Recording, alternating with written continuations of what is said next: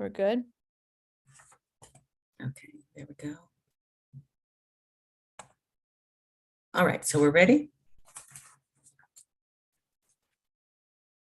Yes. Here we go. Got it. Everybody press got it.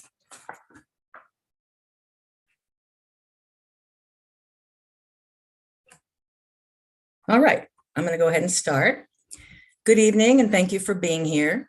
The League of Women Voters of the Charleston area is sponsoring this virtual candidate forum for North Charleston City Council District 3. Shayna Howell from the Charleston Area League of Women Voters Communications team is our Zoom host for tonight's forum. There she is. For this forum, only the candidates and the league volunteers are on Zoom. Interested voters can view the forum live on YouTube, and the recording will be posted to the league's website after it's completed. I'm Heidi Hupp, the Director of Candidate Forums for the Charleston Area League of Women Voters, and your moderator for this North Charleston City Council District 3 Candidate Forum. Just a reminder, you will have 60 seconds for opening and closing statements and 90 seconds to answer each question. Katie Owens, a league member, is our timekeeper tonight. There she is, Katie. As each candidate is speaking, Katie will hold up a sign when you have 30 seconds remaining, and then a stop sign when you should stop speaking. Please keep an eye on her so I don't have to interrupt you if you go over your time. A candidate forum is not a debate. It is an opportunity to share your platform throughout the community. Candidates, please make sure you do not have campaign literature on your screen. I don't see any. The sponsor of this event is nonpartisan, and this is a nonpartisan event. On November 7th, 2023, North Charleston District 3 voters will choose a new city council member to represent them. Only voters in North Charleston District 3 will be able to vote in this election. However, the city of North Charleston is also having elections for the other 9 district council members and the mayor on November 7th. I encourage voters to visit the League of Women Voters 411.org website to view information on those candidates and any other elections that may affect you. Keep checking back on vote411.org as candidate information is added throughout the election season. And for these candidates, if you have not responded to our vote411.org organizer, if she's contacted you yet, please do so. Answer those questions. It's really helpful to voters. Okay, these are the North Charleston District 3 candidates who are in attendance tonight in alphabetical order. Lou Baker, if you wouldn't mind raising your hand. I mean, your name's on the screen, but raise your hand. Thank you. Renee Jones, Sandino Moses, Monica Mummy, Maurice Ray, or Mo Ray, and Chuck Stahl. There's Mr. Stahl. There you go. The 7th candidate, Curtis Clark, did not respond to requests to participate. The forum format. Candidates will respond to questions in rotating alphabetical order by last name. For example, for the candidate opening statement, it will be Lou Baker first, followed by Renee Jones, and so on. We will proceed in rotating order through the questions and closing statements. So for the first question, then it would be Renee Jones first, and then so on. We'll alternate that way. No questions will be asked by the moderator that are directed at only one candidate or are of a personal nature. We've been through this a couple times, but each candidate will have 60 seconds to make an opening and closing statement. Candidates will have 90 seconds to respond to questions. A candidate may take an additional 60 seconds for rebuttal after all of the other candidates have responded to a question. A rebuttal is an opposing argument or a contradiction to what an opposing candidate has said. If you wish to make a rebuttal, signal us by raising your hand, and I will try to remember to ask after each question if anyone has a rebuttal. A candidate is allowed 1 rebuttal per candidate question. Excuse me. We ask the candidates use closing statements to summarize the issues they have already discussed and their vision for the position they seek. All right. Are there any questions before we start with the opening statements? No? Okay. We'll start with opening statements, starting with Mr. Baker, and you have 60 seconds. Good evening. My name is Lou Baker. I'm a veteran of the submarine service. I've lived in District 3 since 1989, 34 years. I've served since 2001 in 2 different civic associations, president in both. One was Northwood Estates, and currently in Deer Park. I've been president for 7 years. My top 3 priorities when it comes to the community is infrastructure, livability, and safety. Go ahead. To accommodate the growth we're seeing significantly, the livability would be, that would be ensured by, the good livability be ensured by the use of the comprehensive plan that was just finished in June of 2020. And any change that would come up would be completely researched and ensure livability is not sacrificed. Where safety is concerned, work with the police department, and I welcome the Community Resource Officer Program and the new non-invasive camera surveillance program. Okay, Mr. Baker, your time is up. Yes. All right. Sorry about that. Hang on just a second. Shayna, could you mute yourself? I cannot, otherwise the recording will not hold. I'm trying to quiet background noise. Oh, that's right. I'm sorry. I apologize. Sorry. I forgot the recording wouldn't hold. All right. Ms. Jones, are you ready? Yes. Good evening, everybody. I do want to thank the League of Women Voters for this opportunity. My name is Renee Jones. I've been an active member. I've served the community for the past 20 years. I'm a funeral director. I've served over 10,000 families. My platform is just safety, safety on the roads, and also, of course, keeping the neighborhood clean. I feel that Ms. Jameson, she did a wonderful job while she was in seat, and my thing is to continue that. Thank you.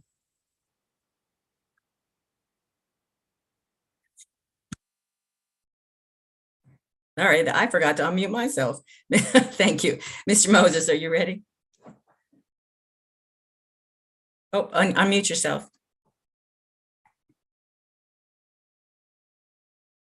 Katie, don't start the time until someone unmutes themselves. Okay. Good evening, everyone. I'd like to thank Heidi, Shani, and Katie for inviting me to this most needed forum tonight.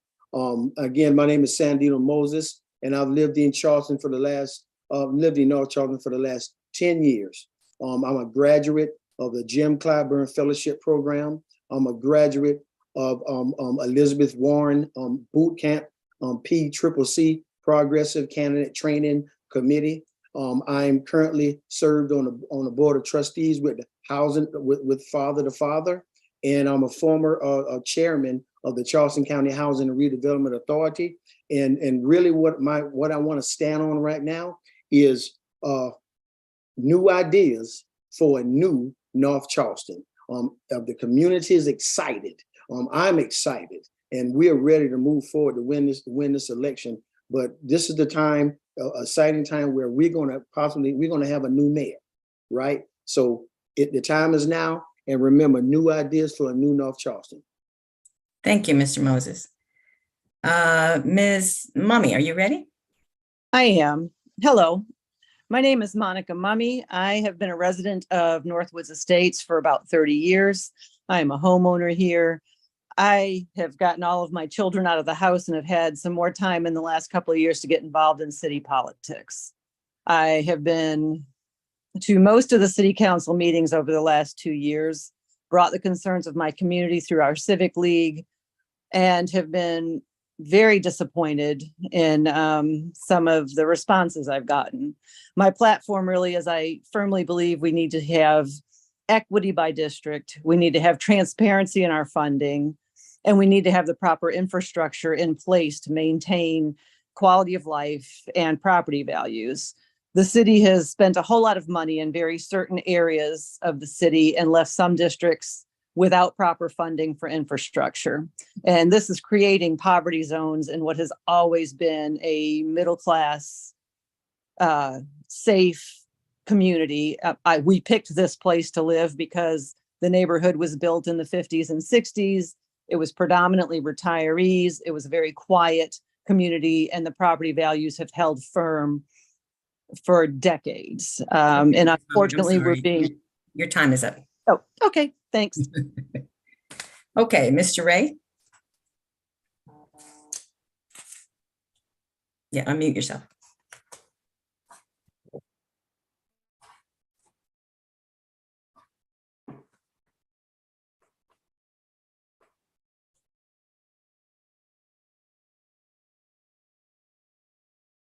Nope, you got it. Okay, there you go.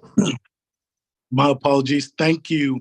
Thank you, League of Women Voters, for the opportunity. My name is Maurice Ray, and I'm going to keep this simple. I'm a 14-year vet. I'm a combat vet. I am born and raised in the city of North Charleston, and I believe it's a new day with Moray. The reason I can say that, because I stand on these principles. I am here to serve, impact, and improve our community. I believe that I am the voice, I am the face, and I am the right man for the job to get all the current work done. And I say that emphatically, I say that excitedly, because my track record, I've owned a business inside North Charleston for over 8 years. I've spearheaded mentorship programs, back to school programs, as well as stop the violence rallies. Again, my name is Maurice Ray, and it's a new day with Moray. Okay, thank you, Mr. Ray. Mr. Stahl? Good evening. Thank you so much for the opportunity to be here. My name is Chuck Stahl, native of North Charleston all my life. I have over 35 years experience in public works and facility engineering.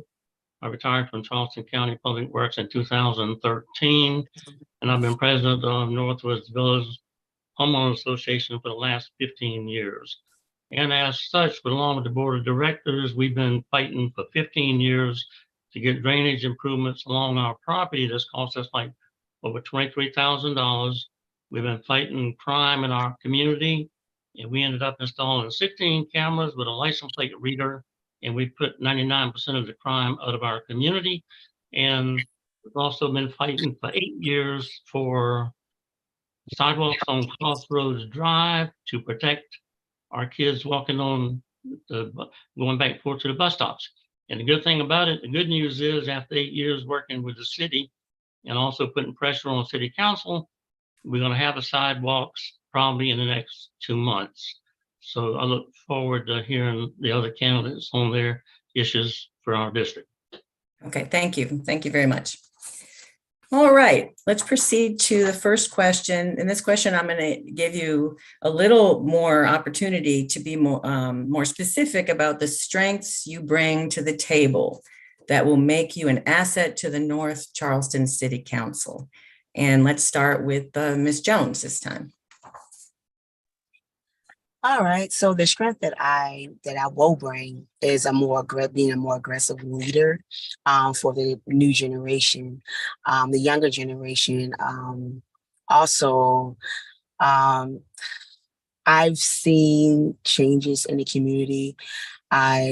Like years ago, the violence was like at 100%, and I've seen a decline in the violence. But my main concern is this road safety. It was a couple of years ago when the deputy got killed on the road, and I just think that was so much of a sad thing and something that could have been avoided. So that, like, pedestrians, people who walk to the McDonald's or walk to the cookout or whatever, like, I want the roads to be more safe for them, because there's a lot of things that is happening on the road that is going on within the community, the speeding.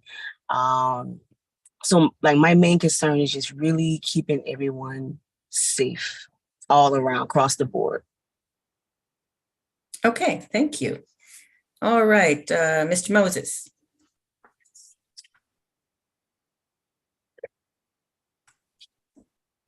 Oh, unmute yourself. Sorry about that. Could you repeat the question again, ma'am? Yes. What strengths do you bring to the table that will make you an asset to the North Charleston City Council? Okay, thank you. First things first, I've been trained for this position that I'm going to win. I graduated from the Jim Clyburn Fellowship Program, where we learned budgeting, where we learned fundraising, where we learned how to engage the community, and take your foot forward to be a leader in the community. I also worked at AC Cochran Elementary for 2 years. That's a main hub. School is in the main hub of our district. I've worked there 2 years with kids with autism, right? So while in that capacity, I've met so many different parents in District 3. I've met a lot of different people. Also, I've been the former chairman of the Charleson County Housing and Redevelopment Authority, where we manage our yearly budget was $2.5 million.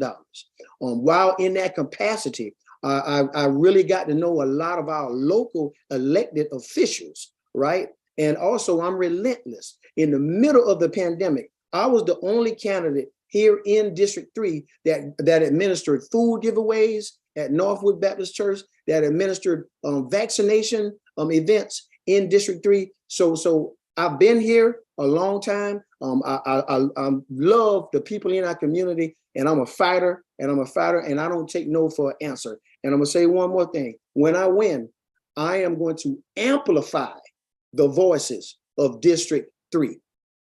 Okay, thank you. All right, Ms. Mummy. I am a registered nurse by training and have been a nurse for over 40 years. I've been a patient advocate in multiple different situations and over a long period of time. So I know how to advocate. I have been in charge of multiple committees and chaired them at the medical university, where I have retired about 2 years ago, and I now work at Trident. I am a firm believer in putting the facts on the table and looking at them clearly, and then making determinations as to what is the best way to move forward. Unfortunately, there's a lot of lack of transparency in the system currently in place in the city of North Charleston. It's hard to get a straight answer on financing. It's hard to get a straight answer on how districts are chosen for special projects. I really think we need to do a thorough evaluation and review of the budget and how that money has been spent, both city, county, state, and federal budget. I don't believe it's been spread out fairly and equally among districts, and I believe that needs to be thoroughly reviewed. I have asked for Freedom of Information Act information on how monies have been spent, and have been told by the head of the Finance Committee and the mayor's office that we don't keep a budget that way. This is the third largest city in the state of South Carolina, and we are currently working under a good old boys system that is not promoting equity and fairness in the expenditure. If you look at where funds are spent, they are not clearly and equally distributed between districts, and that needs to be thoroughly reviewed, because infrastructure not being placed in all districts is creating poverty zones in some of those districts that have never been poverty zones before. You can't maintain. I'm sorry, Ms. Mummy, you're out of time. Katie, that sometimes the sign is blurry. Yeah. If you could kind of find the distance that works as you're holding up the sign. Okay, Mr. Stahl, or do you need me to repeat no, I'm sorry, Mr. Ray. I didn't mean to skip over you, Mr. Ray. Do you need me to repeat the question? Or are you good? Oh, unmute yourself.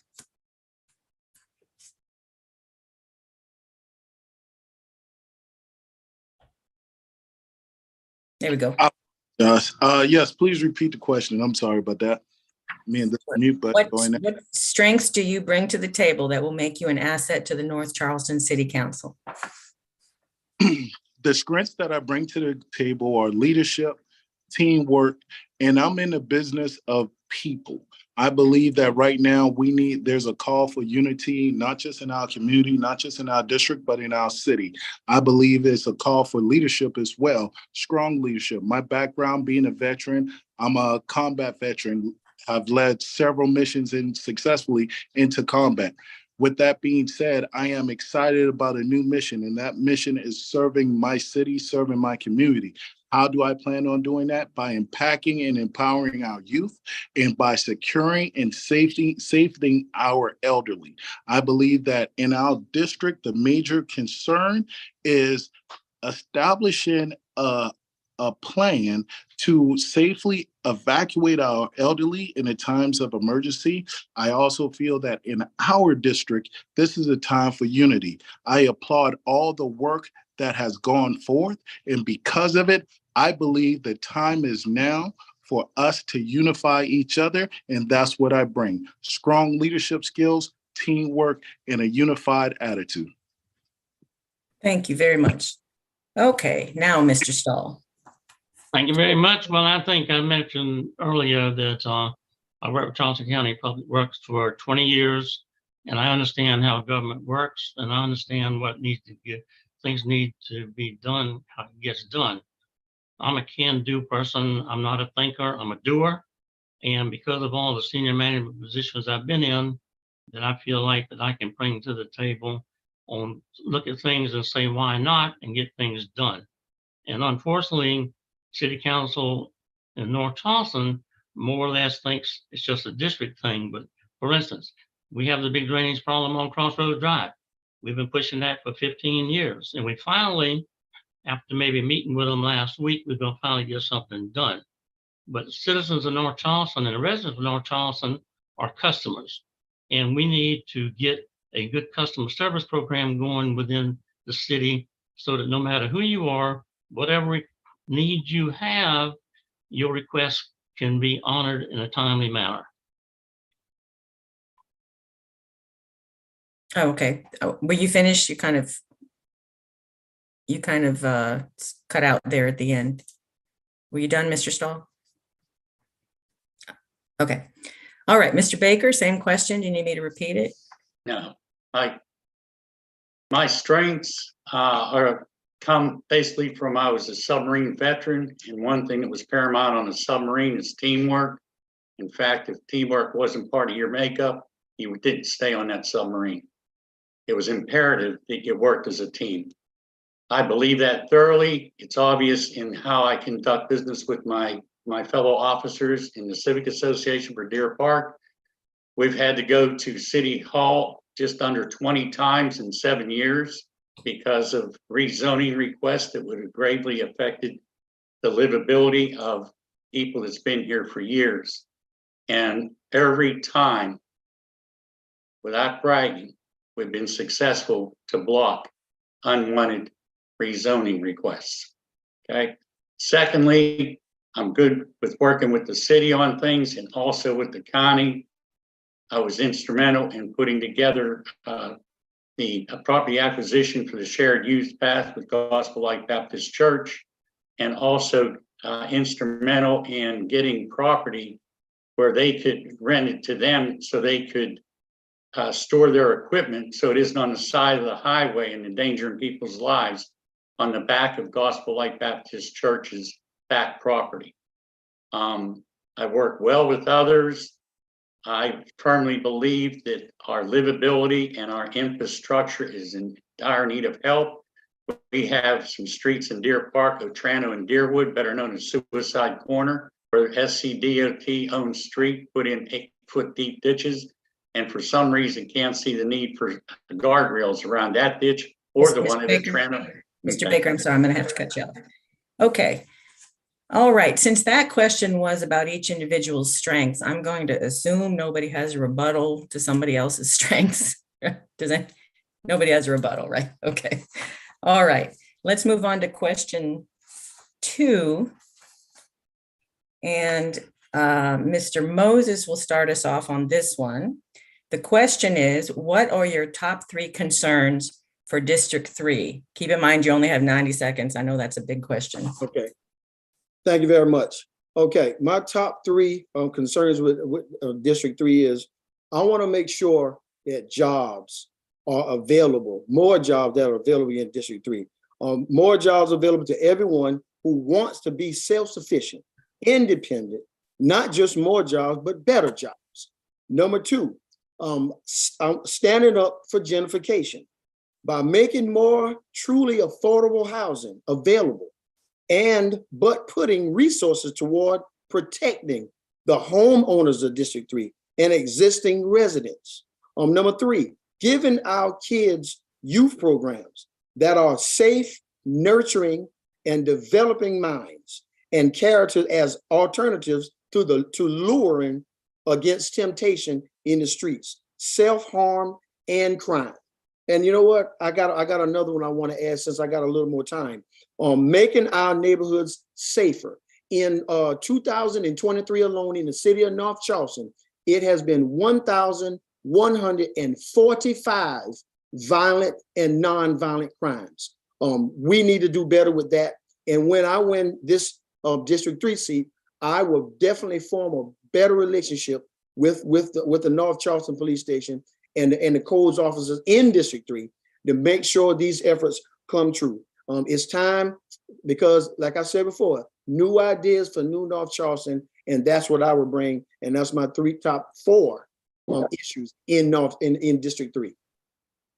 All right, thank you. Ms. Mummy, what are your top 3 concerns for District 3? First and foremost is infrastructure. If you don't provide proper infrastructure for an older district and older community, you're going to lose your livability. We have had our park not updated in 50 years. We have ponds that are flooding because they've allowed permitting in building encircling my community. So the ponds can't handle the water and the runoff. So we have road flooding because of it. We have roads that are not maintained well. We do not have appropriate stop signs, any kind of signage or speed humps in areas that we need them. So that's all infrastructure spending. And that also goes to the equity. We changed district lines based on the guise of equal votes, equal voice. That means equal funding in the end. If you don't provide equal funding by districts, you don't have a balanced community, and you create poverty zones by not funding certain areas properly. Thirdly, transparency. The city of North Charleston is not very transparent about how they spend money and how they make decisions. It's a matter of going to city council meetings and then getting partial information or gaslight kind of answers to things and not getting a true sound report on things. I take my 3 minutes at the end of the meetings, as I have seen Mr. Baker and some of the other gentlemen do, trying to bring complaints and concerns for our communities to the table. And if it's not something the city council or the mayor wants to address, it gets shuffled. So those are my primary. Okay, I'm sorry, I didn't mean to cut you off as you were summing No, up. it's quite all right. Thank you. All right, Mr. Ray, what are your top 3 concerns for District 3? So my top 3 concerns is actually what I want to do for our district. Safety, impact, and improve. Safety, I want to secure our civilians. I want to make sure that our neighbors are safe. How do we do that? Through unity. I want to build up a camaraderie in our community. I want to bring back festivals. I want to bring back entertainment. I want the community to buy into the community. What happens when we self-generate our own resources to take care of our kids? I want to impact. How do I want to impact? I want to impact our education. Right now, AC Cochran is not a high-performance school.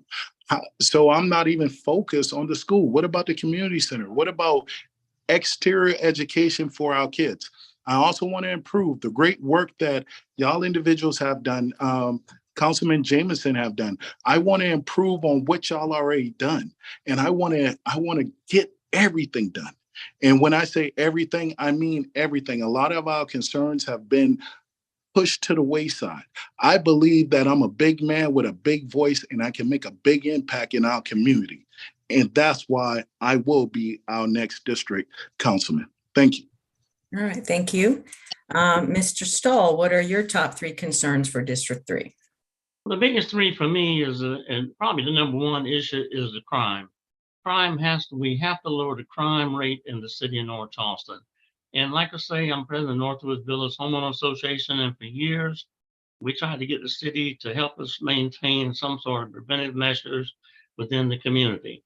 And only after they wouldn't do that did we install the 16 security cameras and the license plate reader camera. So we stopped 99% of the crime in our district, in our community. But it's like, they sometimes, I don't think they care.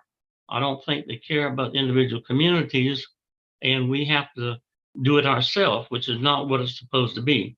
The government is supposed to be for us, and we are all customers, like I said earlier.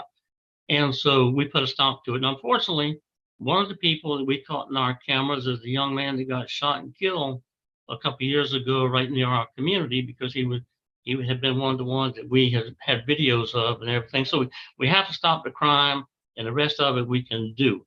The drainage issue has been a big issue for us for 15 years because of Crossroads flooding there by our property. It's cost our association over $23,000 because they would not make the necessary improvements.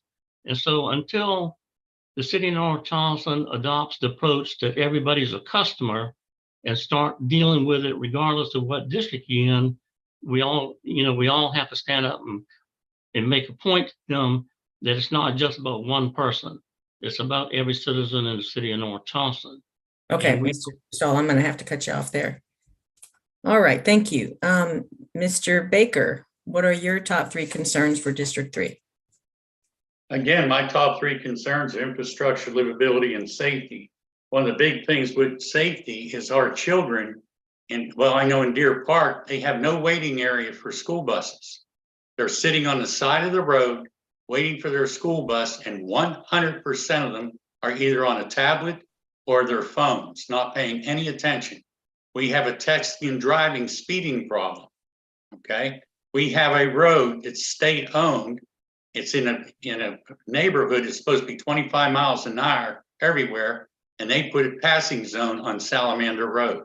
That's a strong safety issue, especially right in front of a mobile home community, okay? Livability. I want to institute, well, as far as safety and help with crime, I want to institute a Know Your Neighbor program. Know your neighbor by first name on the left side of your house, know your neighbor on the right side, and the one across the street.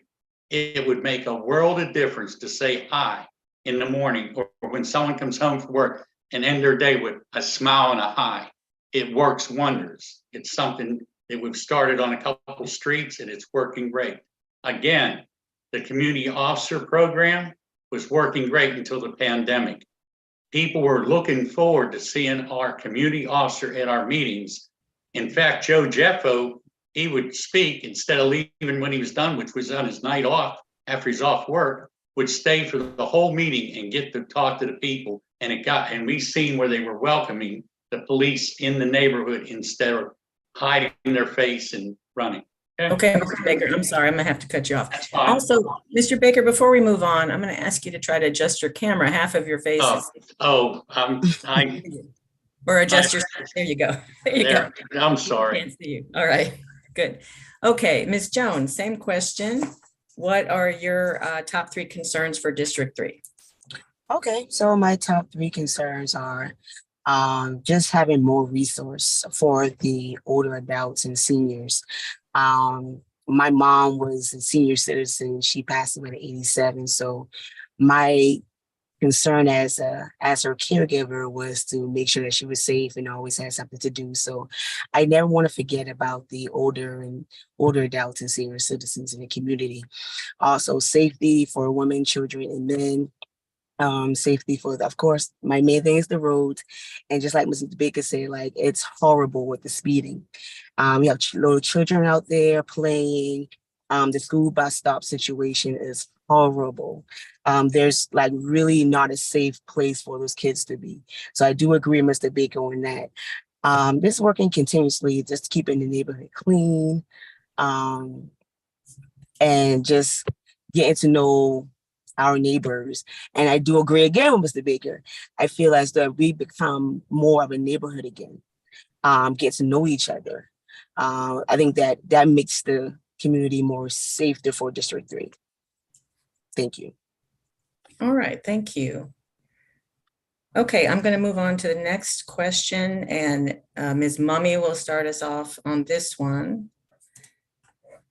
This is a long question, so you probably need me to repeat it, but North Charleston City Council elections are conducted every 4 years with all city council slots and the mayor's position up for election all at the same time. Other municipalities in the area conduct alternating city council elections where half of the council positions are on the ballot every 2 years and then the other half the following 2 years. Would you be in favor of North Charleston switching to this alternating system? Ms. Mummy? I think we're going to end up in a situation like we are this year where we're going to totally turn over the city council, and that leaves a lacking of experience sometimes. So I can see that that could be a problem.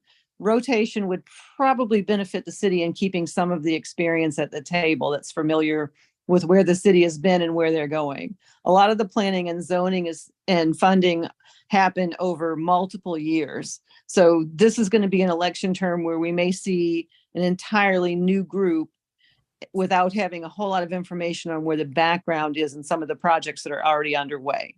So I can see the benefit in splitting that up so that you don't have a total turnover. You also risk losing a lot of personnel when you do a total turnover because there are staff members that have been working for the city with the council people and the mayor. And when you do a total flip, they may not want to maintain their positions if they are in an environment that has changed that drastically. So I do see the benefit in separating the votes, that we don't have this 100% turnover. It's a nonpartisan election. So there's really, I think, a good opportunity to split that up. Even if we just did it every 4 years instead of every 2 years, I think rotation would be a good idea for our city. Thank you. Okay, thank you. Mr. Ray, same question. Do you need me to repeat it? Yes, please. Okay. So North Charleston City Council elections currently are conducted every 4 years with all the city council slots and the mayor's position all up for election at the same time. Other municipalities in the area conduct alternating city council elections where half of the council positions are on the ballot every 2 years and then the other half the following 2 years. Would you be in favor of North Charleston switching to an alternating system? I honestly believe that alternate system would be more effective, especially if we create a plan where we properly identify what odd days or what odd years, which seats would be switched. That way we can ensure that agenda stays fresh and agenda stays new, but more importantly, we can stay on task. So yes, I would be in favor of a split system. Okay, thank you. Mr. Stahl, same question. Do you need me to go over it again? Well, I think it'd be a great idea to do an alternating election, but I think the whole system needs to be reformed in North Charleston because as it stands now, even in the last election, we elected a mayor who didn't even get 50% of the vote. And I'm one of these that believe that if you can't get 50% of the people to vote for you for mayor or city council, you probably shouldn't be in those positions because the majority of people didn't want you in that position. And I think that we need to change that. But then I think the alternating part would also work because, this year, whether you know it or not, but we have one person who's running for mayor and for city council. And that to me is that if you want to run for mayor, then our ordinance should not allow you to run for city council when the terms of both positions are concurrent. And so I have no problem with agreeing about doing the alternating, but I think we need to reform the ordinance in North Charleston, period. That's all. Okay, thank you. Mr. Baker, same question. I'm for changing to the alternating. The main reason for that is we'll go back to the basics. I was trained very well in the military, and one thing you see there is senior people training on the job the new people.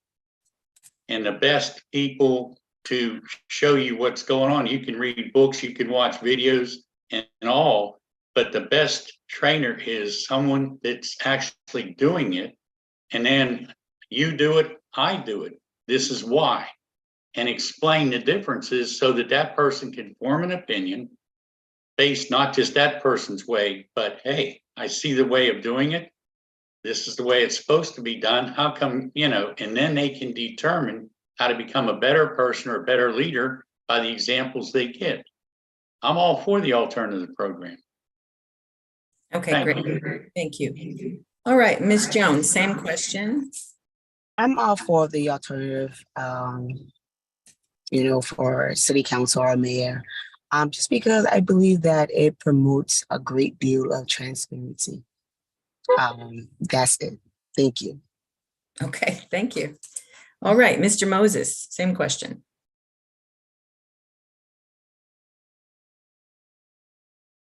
Oh, unmute. Sorry about that again. My position on this, I'm against the alternating. And I'm gonna tell you why. When I was serving on the Charleston County Housing and Redevelopment Authority for 5 years, it takes time to fix issues. It takes time to gather all the information from the community. It takes time to push issues across and get other elected officials in this and lobby together, right? So if we're going to come in our positions together, I believe that we should stay together. And again, I'm against the alternating, right? And again, I'm repeating myself. It takes time. We can't split up people. And two people, got a good District 1 and District 2 got a good relationship with District 4 and 5. And next thing you know, it's an alternating year, and you've lost all the camaraderie, all the healthy relationships building with all the city councilmen. So I'm totally against that, and I'm a firm believer of if it's not broke, don't try to fix it. Okay, thank you. Does anyone have a rebuttal to that question? No. Okay. All right, let's move on. So along the same lines, and several of you have alluded to this, with all 10 city council positions up for election this year, and many council members, as well as the mayor, not running again, the city leadership is set to be mostly new people. There's a possibility it could even be all new people. If you are elected, what strategies are you planning to employ to learn how the city operates, given the fact that much of the corporate knowledge will be gone? And with this one, we will start with Mr. Ray.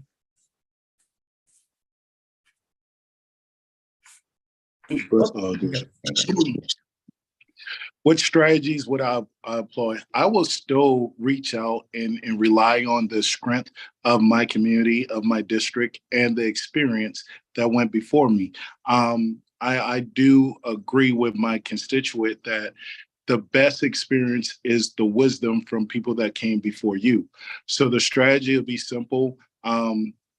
As we work together to create a newer North Charleston, as we work together to bring the resources in our district, as we work together to impact and improve our education, we'll always be forever learning and craving knowledge and wisdom from the constituents or from the members that went before us. So we would definitely have an advisory group. We will be ploying on our leaders, our community leaders. But again, this only works when we work together. This only works when we're in the business of people and serving each other. Thank you. Okay, thank you. All right, Mr. Stahl, same question. Do you need me to repeat it? No, I got it. Well, the thing about it is I think working for Charleston County for over 20 years, I have a pretty good idea of how the city government would work. Also, from standpoint, because I did a lot of coordination with a lot of people within the city of North Charleston, and some of my friends still work for the city of North Charleston. So I think what has to come about is listening to everybody else, and like Mr. Baker talking about, the streets and the roads and all the different things. Somewhere within this new government with the city, hopefully there are going to be people who want to listen on the big picture.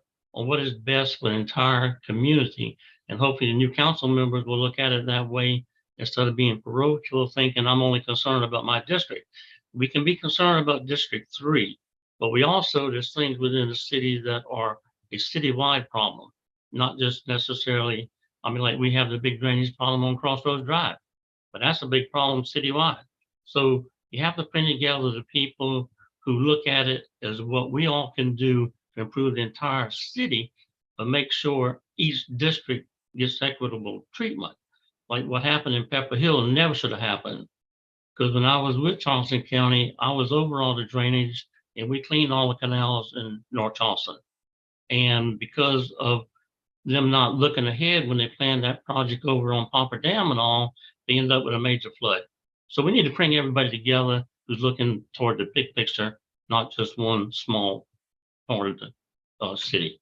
Okay, thank you very much. All right, Mr. Baker, same question. Do you need me to go over it again? Okay, unmute yourself, please.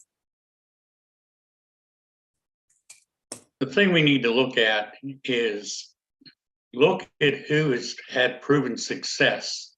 Look at what they did, and then find out who has done work in the city that is reliable and dependable. Look at the job, review what it needs to be done, and then make decisions as a team. Pull your resources, not just one person suggesting something and everybody else nodding their head like a bunch of little dolls at the fair. Okay. Hey, let's research it. Let's find out who's done this already. Okay. Chief Burgess was a good example of that. He went to another city to find out how a program worked, and he walked the streets with their officers and then brought it back. He didn't listen to, hey, this works, that works. He went and did it. That's the type of leadership that makes things happen. Thank you. Okay, thank you. All right, Ms. Jones, same question. Do you need me to repeat it? Yes, ma'am. Okay. Let me find the question. Okay. With all 10 city council positions up for election this year, and many council members, as well as the mayor, not running again, the city leadership is set to be mostly new people, possibly even all new people. If you are elected, what strategies are you planning to employ to learn how the city operates, given the fact that much of the corporate knowledge will be gone? Oh, yes, most definitely. Just doing research, just not being a copycat or just sitting there and just, letting, things that went on in the past, like, just the lagger. So most definitely putting our heads together. There's a group of younger candidates that is running for city council this year, which is amazing. So promoting that aggressive leadership to making Charleston better.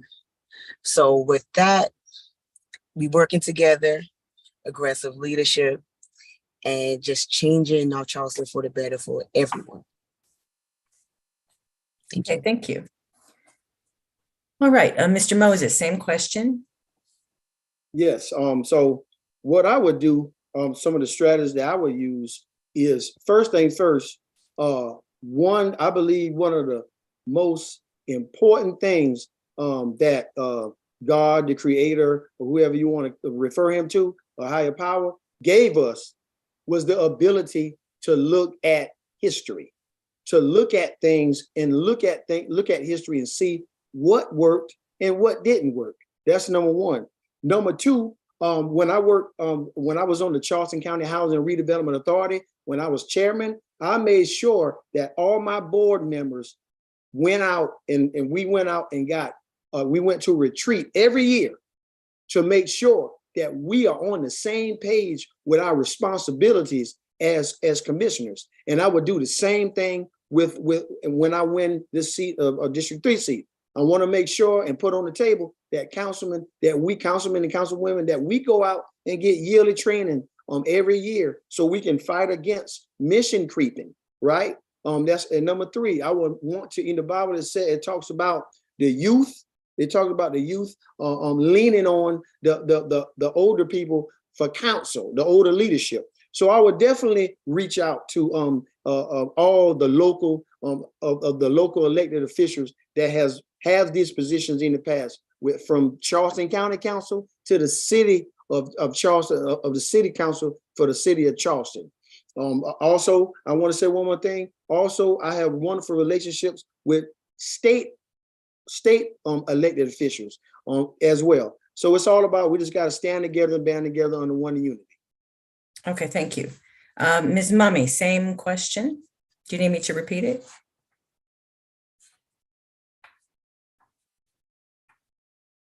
Oh, unmute. Yeah, thank you. Repeat it for me.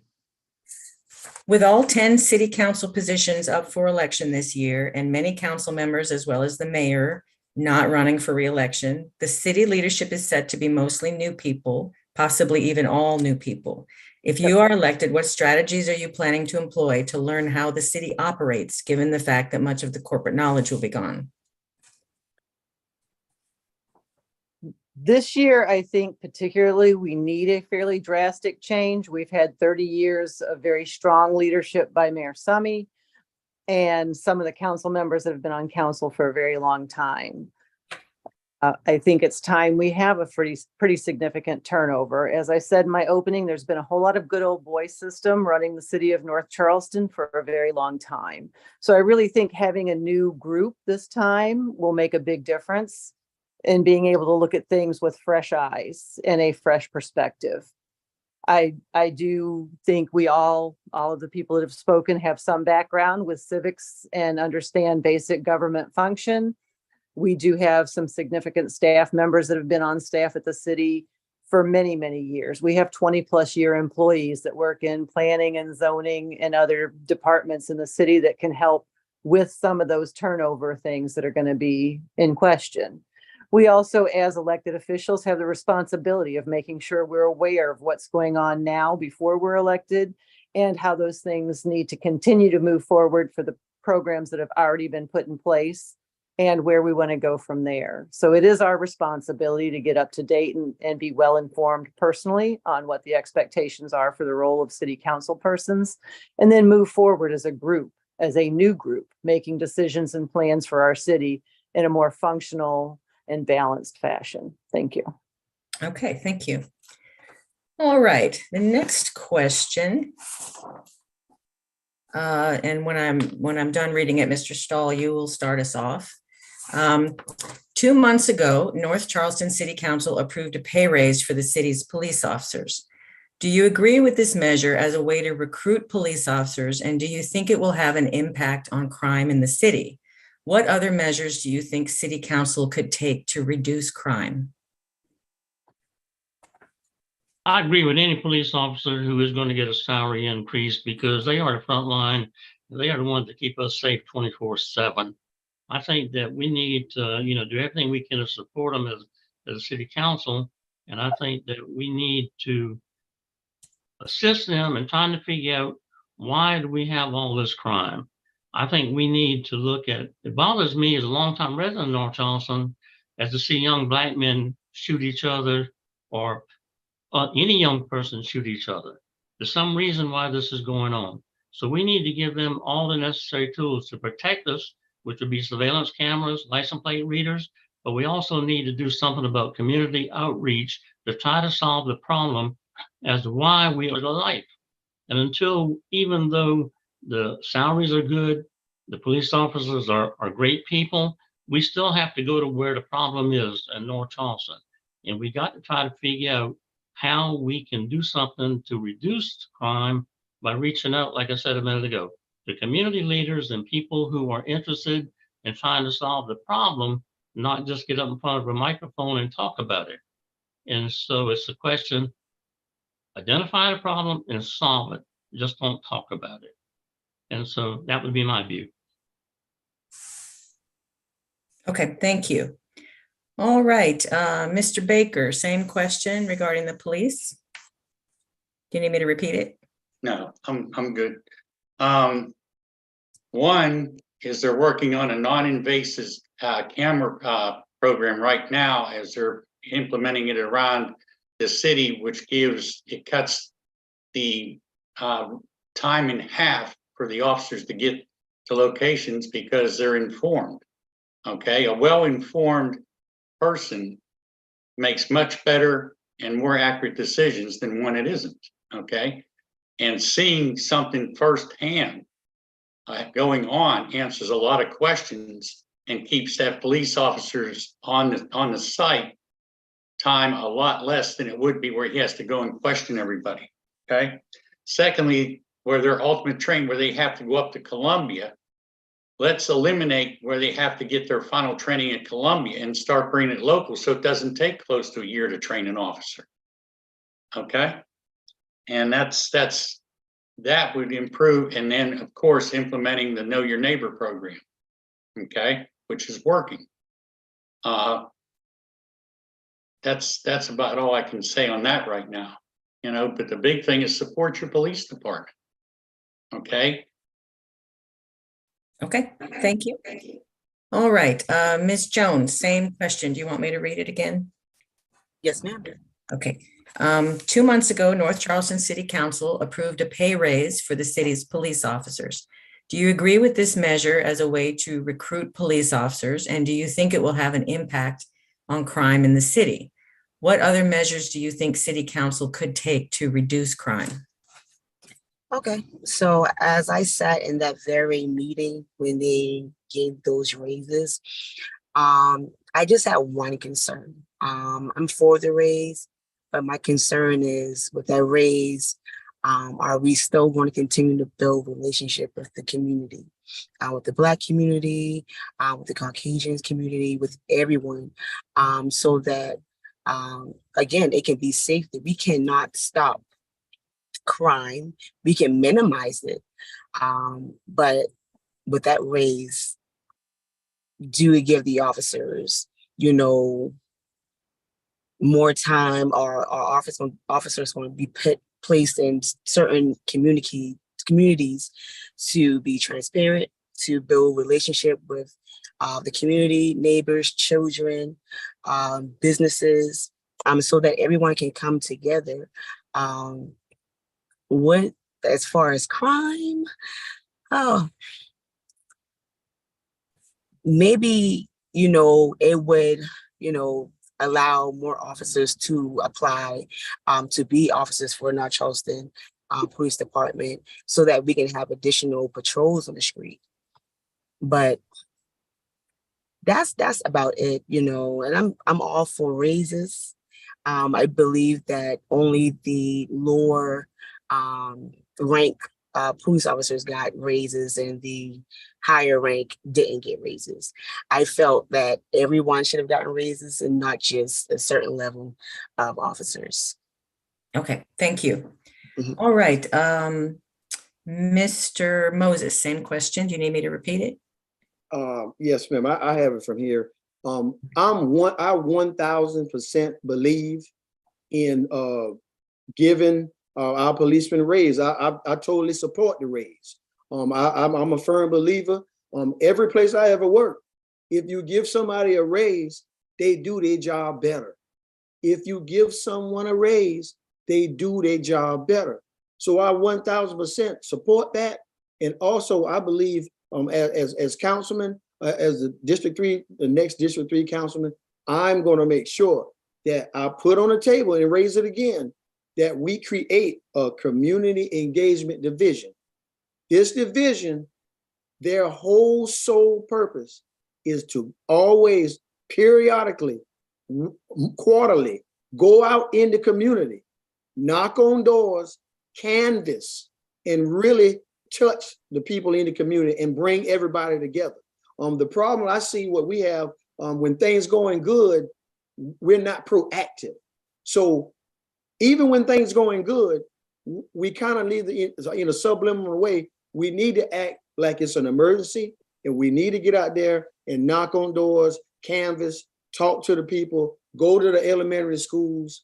And I don't know, maybe sometime to go to elementary schools and really engage all the kids. Don't start trying to advocate for the policemen. We're good guys when you went to the middle school and the high school. Let's start in the community, go to the elementary schools and move on up.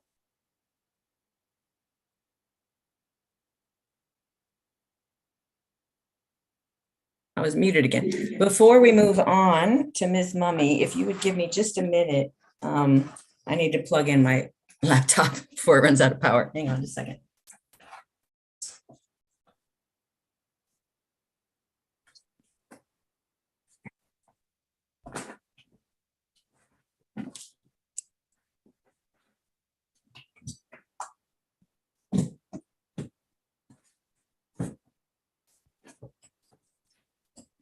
All right.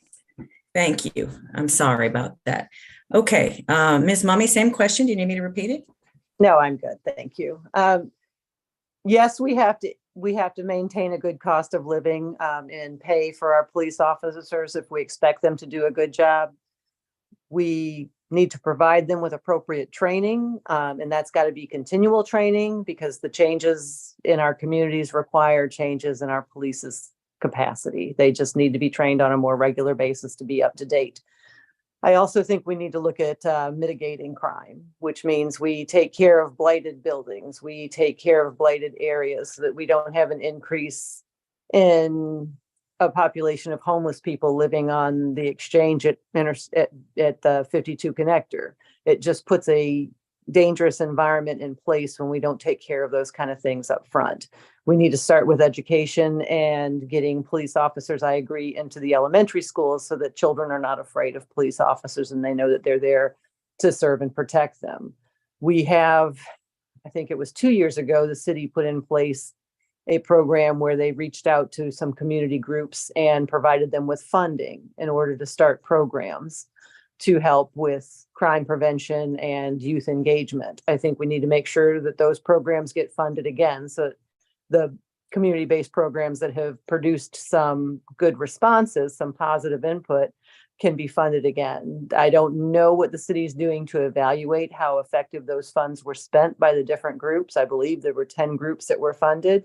I know some of them have put on some very good projects in the city to help with engaging young people and preventing them from taking a bad path. So I think we really need to look at crime from all kinds of angles, what we need to do for our police and what we need to do in our communities. Thank you. Thank you. All right, Mr. Ray, same question. Do you need me to repeat it? Please, please. Please, okay. I wasn't sure if you said please or police. Okay. 2 months ago, North Charleston City Council approved a pay raise for the city's police officers. Do you agree with this measure as a way to recruit police officers, and do you think it will have an impact on crime in the city? What other measures do you think City Council could take to reduce crime? So to answer the question, congratulations, I agree with pay raise. Does it reduce crime? No. What steps do we need to take? We need to identify the truth. The truth is low income means high crime. Non-equal education means high crime. North Charleston is a front runner for low education. North Charleston is a front runner for low income housing.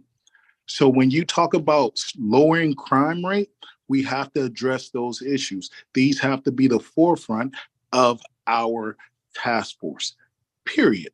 As far as the police department, I'm all for the raise, but I am in agreement with Ms. Mummy. It's training, training, training. In the military, we had training. I have an aviation ordnance background. I've dealt with firearms since I was 17. It amazes me that in the military, we have quarterly training, annually training, semi-annually training, and that keeps you accountable. So I believe training that hold our police department accountable, but also targeting our education system, targeting our economics to lower crime. Thank you. All right, thank you. Does anyone have a rebuttal to that question? Okay, let's move on to question 6. And Mr. Baker, we're back at the top. You will start us off on this one. How, in your opinion, is gentrification affecting the minority community in North? I'm sorry, did someone have something to say? Oh, I thought, okay. How, in your opinion, is gentrification affecting the minority community in North Charleston? And if you think it is affecting it negatively, what ideas do you have to address this issue? Mr. Baker. Well, the biggest thing when it comes to anything affecting anything in the community is knowledge, education, and the truth. Making sure that what is being promulgated is true. Make sure that there's education in a group that's hearing, and go from there. Does it affects everything across the boards. Okay. And the main thing is we got to make people aware of what's right, what's wrong, what's true, what's false, and then guide them when they have questions. That's it. Okay, thank you. All right, Ms. Jones, same question. Do you want me to repeat it? Yes, ma'am. How, in your opinion, is gentrification affecting the minority community in North Charleston? And if you think that's a negative impact, what ideas do you have to address this issue? It's affecting the minority just because the lack of resources in the community, the lack of education, the lack of knowledge on how to, you know, get different trades to be able to pay, you know, this high rent. The cost of living has gone up, but, you know, the pay is still, the minimum wage is still low. I think it's at $8.25 an hour for the minimum wage. And I see some companies are paying their employees like $14 and $15 now, but that's not enough.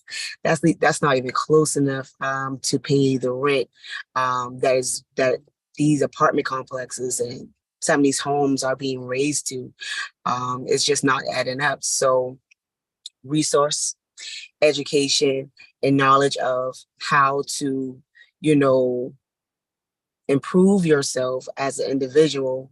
And that's it. Thank you. Okay, thank you.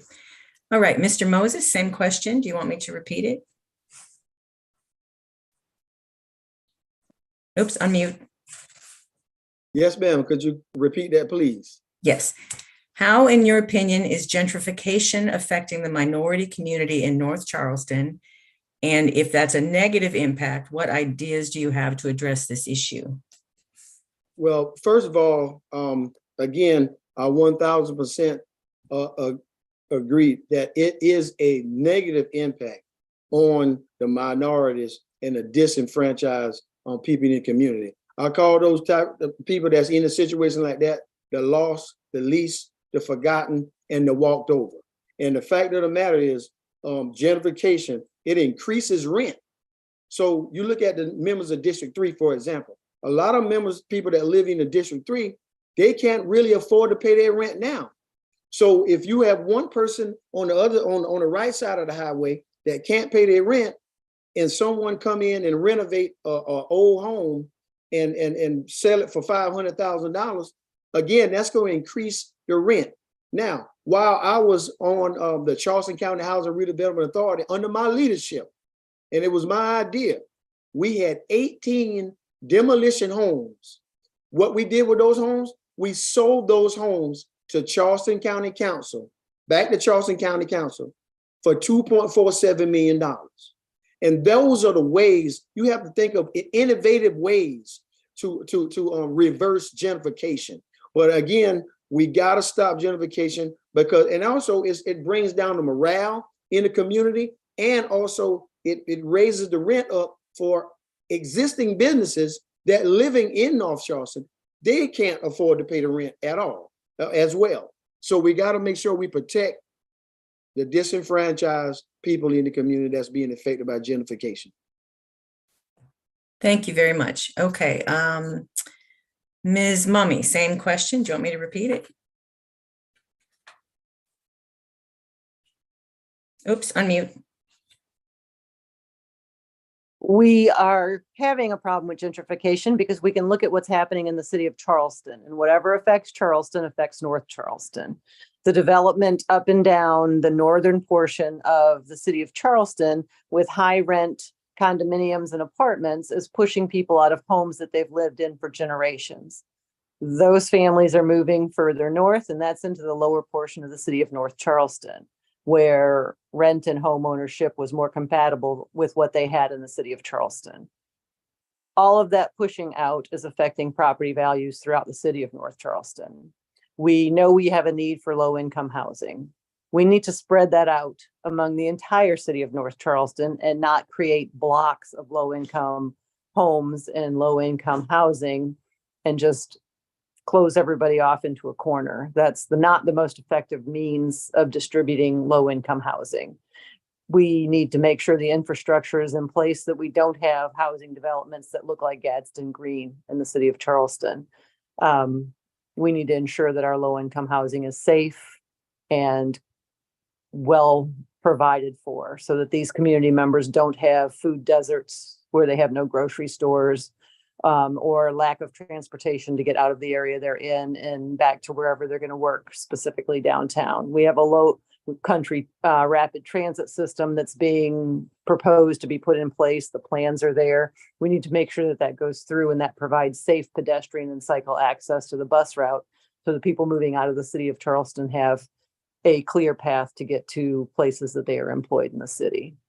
Okay, thank you. All right, Mr. Ray, same question. Do you want me to repeat it? No, ma'am, I'm good. Thank you. I'm gonna keep it short. Affordable housing is how we fix gentrification. Education reform is how we fix gentrification. Economic development is how we fix gentrification.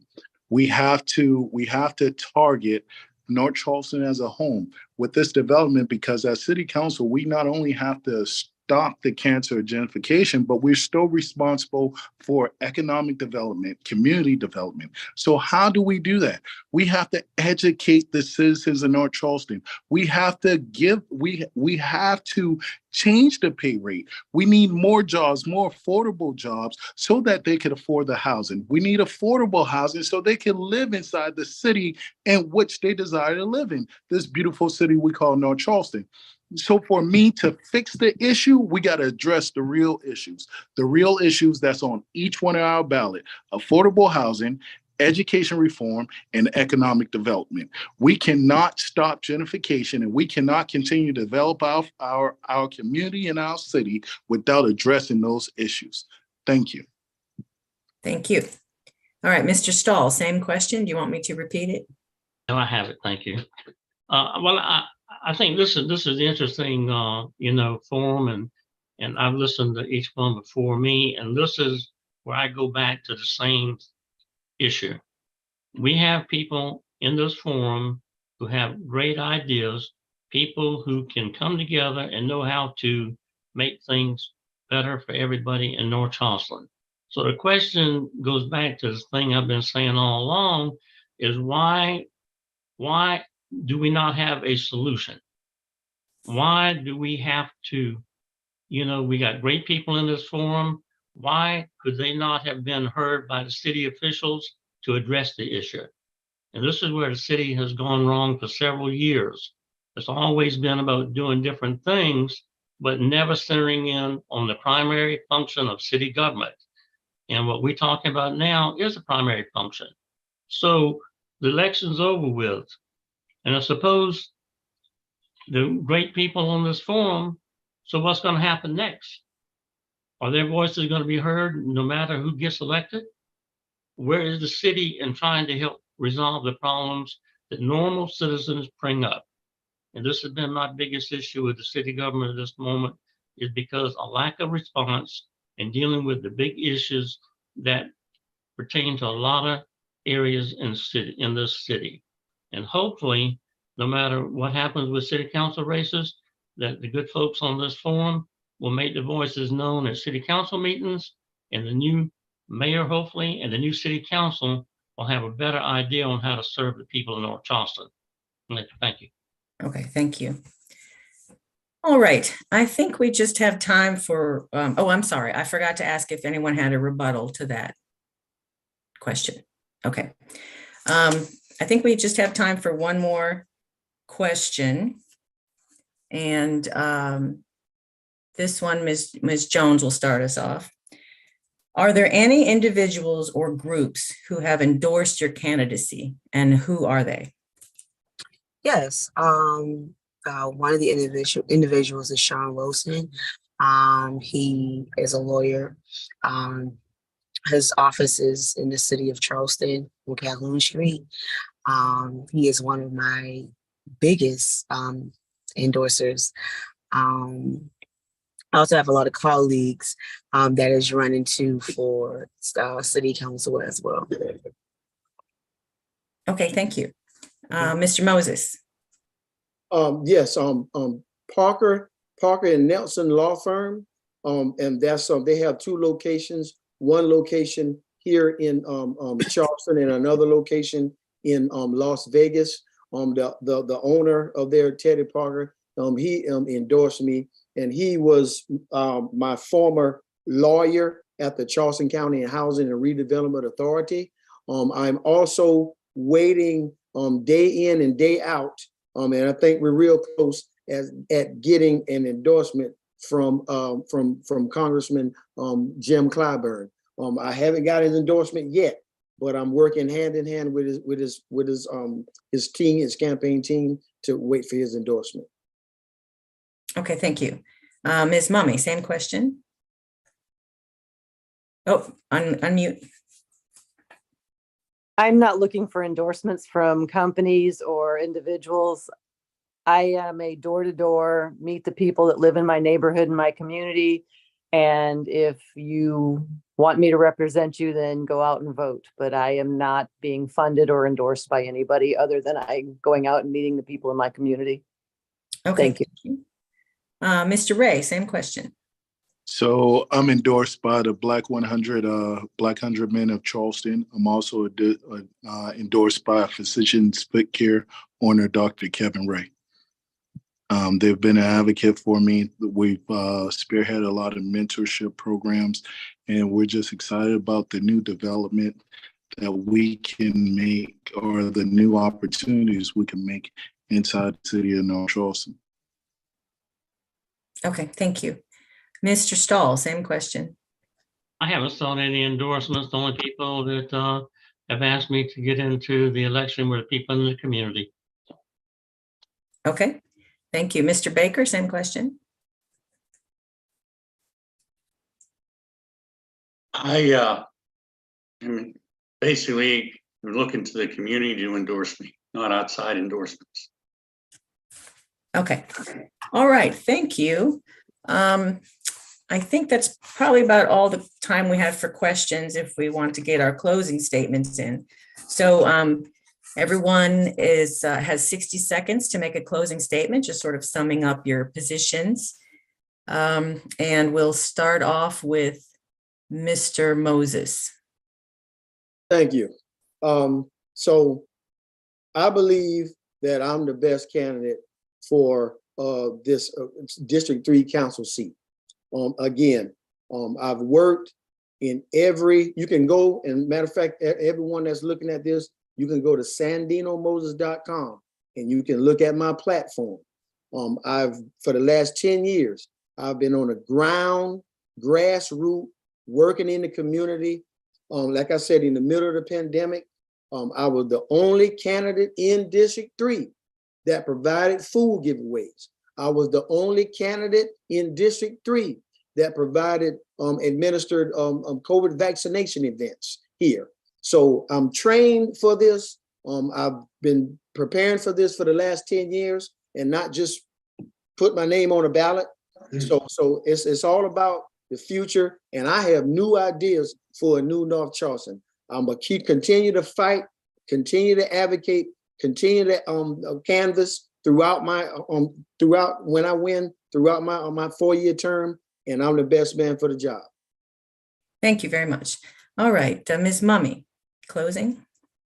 Yes, I really stand firm on the things I think need fixing in the city of North Charleston, specifically in my district, which is equal votes, equal voice should be equal funding. There needs to be transparency in our city government.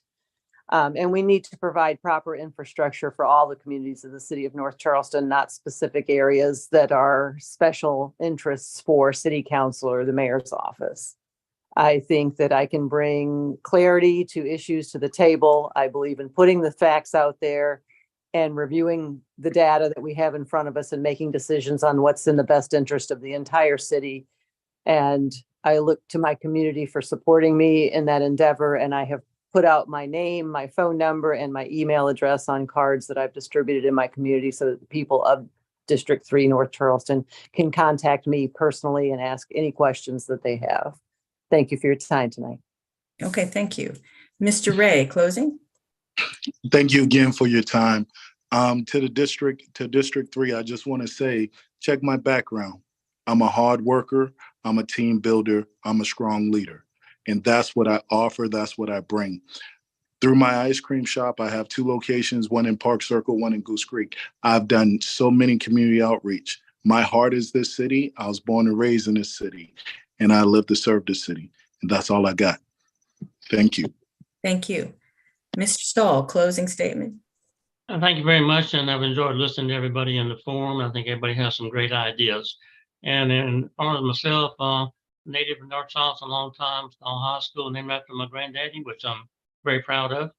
And after over 30 years experience in government, working for Charleston County Public Works and being president of Northwoods Villas Homeowners Association for 15 years, at which time we had to deal with the city on serious issues that goes back to the point that we have to bring the government back to the people, no matter what district it is, so the residents are all given equal opportunity to make a request. They are customers, and as such, they need to be treated with the highest regard, no matter what their request is. And hopefully, that's what I can bring to the city council, and hopefully, we'll have a better future in city of North Charleston. Thank you. Mr. Baker, closing statement? Again, my 3 top priorities are infrastructure, livability, and safety.